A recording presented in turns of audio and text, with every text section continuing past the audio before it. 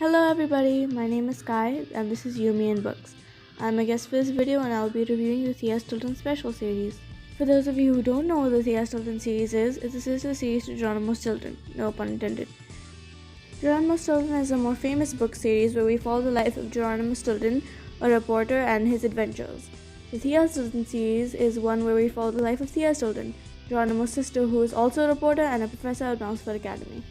At the academy, she has a group of 5 students who call themselves the Thea Sisters, and she takes them on adventures. She helps them get into a completely secret government institute called the Institute of Terrible Stories, favoritism.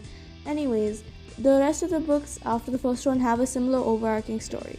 So the story beats they typically follow is the girls either receive an email or a letter or some form of secret communication from the institute. Yes, Institute of Terrible Stories, the institute. The institute it is. Anyways, so after that, the message typically says that blah blah world is in danger, blah blah is disturbing the balance of our universe. They have to go there, solve the issue, and come back heroes. Now back to the first book.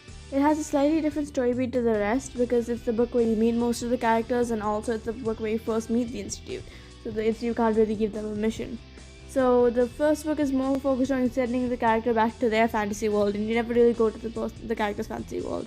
You kind of just stay at Mouseford and around.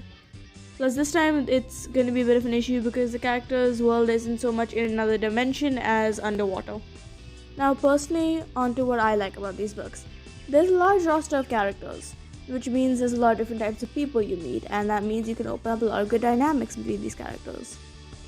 And another thing I didn't really expect from, a children's book, the incredible world building. The world feels real, it feels tangible, it feels like you could picture what life was for these people. You could picture their day-to-day life, you could picture how they met people, the relationships seem like they were made over time.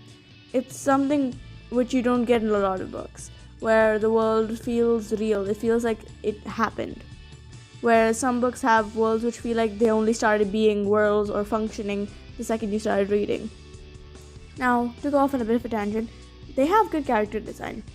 It's not mind-boggling or amazing, but it's very good for, again, a children's book. Not something you would expect to get decent character design out of. Don't get me wrong, the main girls definitely follow the stereotypes, whether it be because of the culture they're from or whatever.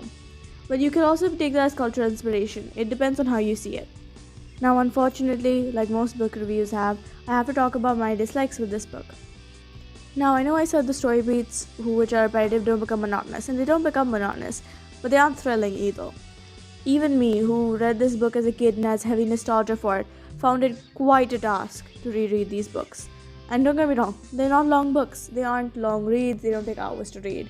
But it's just the fact that the more intrigue you have for the book is when it comes from the mystery. And the lack of mystery after you've read the book kind of makes it a boring read. That mystery is what makes the story exciting. Enticing, exciting, same thing. And segueing into my other issue, the age group. I am not pissed that the age group is for kids.